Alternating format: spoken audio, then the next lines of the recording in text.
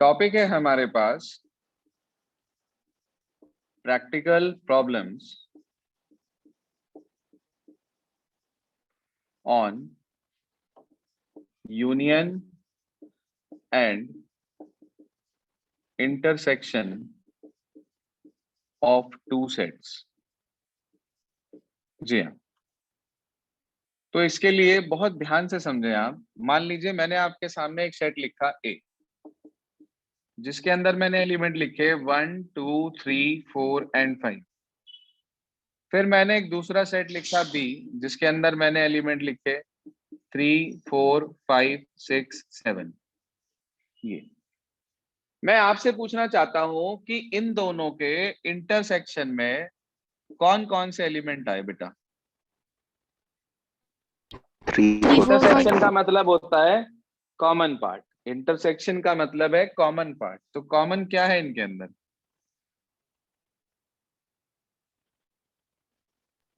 3 4 and 5। सबको clear है इतना? Yes sir. चलिए अब मैं बात करता हूं ए यूनियन बी की। यूनियन का मतलब होता है ऑल टुगेदर, लेकिन एलिमेंट्स रिपीट नहीं होने चाहिए। बताइए क्या आएगा? 1 2 3 4 5 4 5 6 7। 1 2 3 4 5 6 and 7।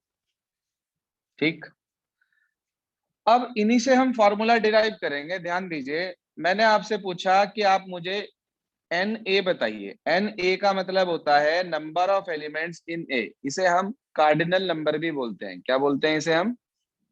Cardinal number. Cardinal number क्या है? Total number of elements present in any set is known as its cardinal number. वो उसका कार्डिनल नंबर कहलाता है। तो अगर मैं आपसे पूछूं कि भाई आप मुझे ये बताइए कि यहाँ पर हमारे पास कितने एलिमेंट्स हैं सेट ए के अंदर, तो आप क्या कहेंगे? Number of elements in set ए 5 5। बिल्कुल ऐसे ही मैं आपसे पूछूं, मुझे आप एन बी बताइए। Number of elements in B 5 5 उसके बाद मैं आपसे कहूं कि आप मुझे एन ए इंटरसेक्शन बी बताइए। 3 3। 3 एलिमेंट है। फिर मैं आपसे कहूं मुझे आप एन ए यूनियन बी बताइए। 7 7। ठीक है, अब ध्यान से देखो, इसमें 5 हैं, इसमें 5 हैं, तो यूनियन के अंदर 10 आने चाहिए थे, लेकिन यूनियन के अंदर 7 ही एलिमेंट आए। ऐसा क्यों?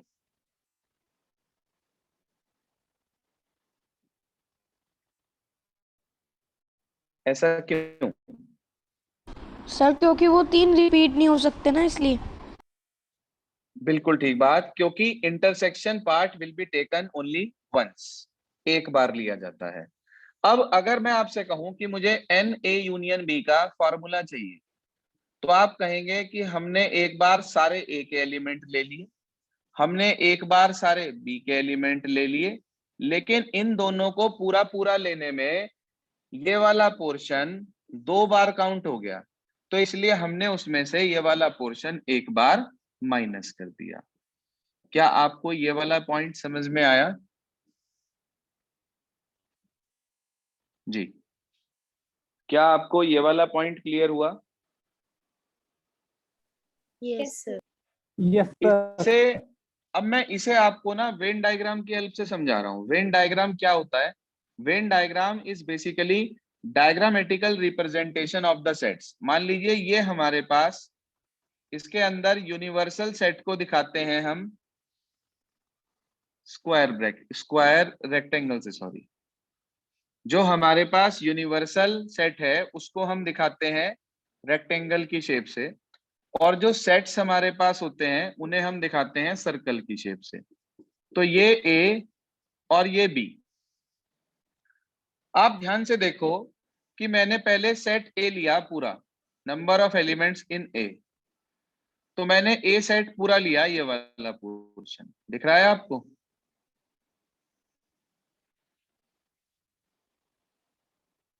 हाँ भाई, दिख रहा है आपको? Yes, sir. फिर हमने लिया n B, number of elements in B, B के सारे एलिमेंट लिए मैंने।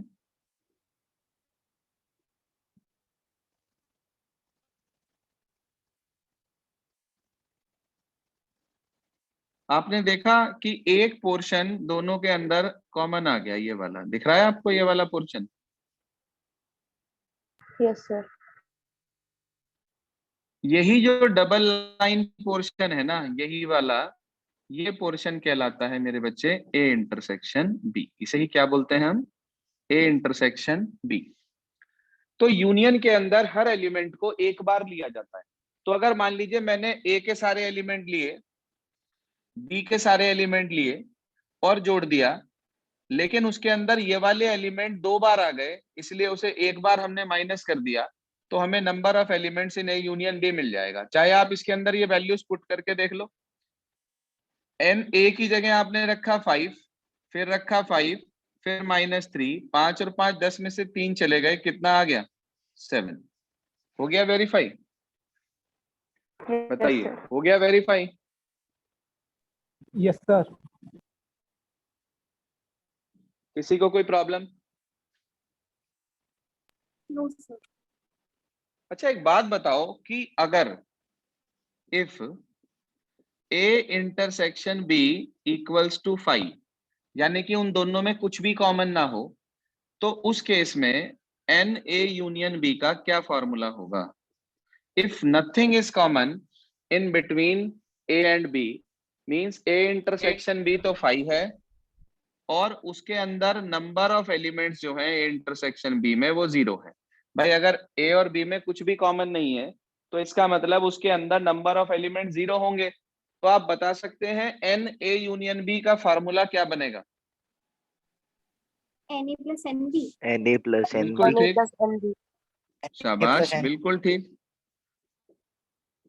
देखो प्रेडिक्शन करना आना चाहिए आपको, सिर्फ ये नहीं कि सिर्फ देखना है, आपको जवाब भी देना है और आपको समझना भी है। कहीं कोई चीज नहीं क्लियर हुई तो उसको पूछना भी है। उसने आपसे बोला कि अगर ए इंटरसेक्शन बी 5 है, ऐसे सेट्स को क्या बोलते हैं हम जिनके अंदर कुछ भी कॉमन नहीं होता? Empty set or Disjoint. null set. Null set. Disjoint. Sets. Disjoint sets. Disjoint. Disjoint Kartik set. गलत बोला था आपने, ऐसे सेट्स को डिसजॉइंट कहते हैं, ना कि एम्प्टी सेट या नल सेट कहते हैं। अगर कोई सेट अकेला है, एक सेट है और उसमें कुछ नहीं है, तो वो कहलाता है एम्प्टी सेट या नल सेट। लेकिन अगर मान लीजिए आपके पास दो सेट हैं और उन दोनों सेट के अंदर आपस में कुछ भी कॉमन नहीं है, तो उस केस में वो डिसजॉइंट सेट्स कहलाते हैं। अगर उसका मुझे वेन डायग्राम बनाना हो तो वो कैसे बनेगा? ये हमारे पास यूनिवर्सल सेट, और उसके अंदर मैंने दो सेट्स बना दिए, एक ए और एक बी। आप बताइए क्या कुछ कॉमन है दोनों में? No, sir. No, No, sir. sir. No, तो sir. ये वेन डायग्राम हमारे पास हुआ दो डिसजॉइंट सेट्स का, और ऊपर वहां पर उनमें इंटरसेक्शन था, इसलिए वो डिसजॉइंट नहीं है। तो उस केस में फॉर्मूला है n A union B equals to n A plus n B minus n A intersection B. Fine?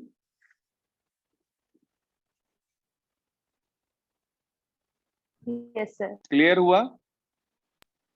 Yes, sir. Yes, sir. Kanupriya, आपके पास बुक है क्लास 11th की एनसीईआरटी? यस सर है। ठीक है, यदि नहीं है तो इनमें से कोई एक स्टूडेंट जो है आपको पीडीएफ सेंड कर देगा। आरएस की पीडीएफ भी ग्रुप पर पड़ी। गूगल से निकाल लिया मैंने। ठीक है, ठीक है, okay. Now take out page number 21 in your NCERT book, page number 21, example number 23। सिर्फ एक एग्जाम्पल मैं बता रहा हूं आज आपको, और बाकी की एक्सरसाइज और एग्जाम्पल्स मैं आपको ट्राई करने के लिए दे रहा हूं घर से। आज आप इसे ट्राई करेंगे और कल हम इसको डिस्कस करेंगे, ताकि आप लोगों को समझ में आए क्वेश्चंस कैसे करने हैं। देखिए ध्यान से, लिखा है एग्जाम्पल 23 में कि if x and y are two sets such that x union y has 50 elements, x has 28 elements and y has 32 elements. आपको एन ए दे रखा है, मतलब एन एक्स दे रखा है, एन वाई दे रखा है, और दोनों का यूनियन दे रखा है, इंटरसेक्शन मांग रखा है। तो आपके पास फॉर्मूला है जो इन चारों को रिलेट करता हो? Yes sir. Yes, sir. Yes, sir. आपको बुक से सॉल्यूशन नहीं देखना है किसी भी एग्जाम्पल का, simply you have to apply the formula कि n x union y equals to n x plus n y minus n of x intersection y. Yes, sir. You have to put the values of union as well as of x and y. Then you will get after simplification the value of n x intersection y. Is this clear, students? Yes, sir. अब एक चीज और मैं आपको बताना चाह रहा हूं, वैसे मैं वो पहले भी बता चुका हूं, कुछ स्टूडेंट नए हैं उनके लिए। यूनियन को हम और भी लिखते हैं, और कहीं लिखा आ गया a और b, और मीन्स यूनियन, और इंटरसेक्शन को लिखते हैं हम एंड।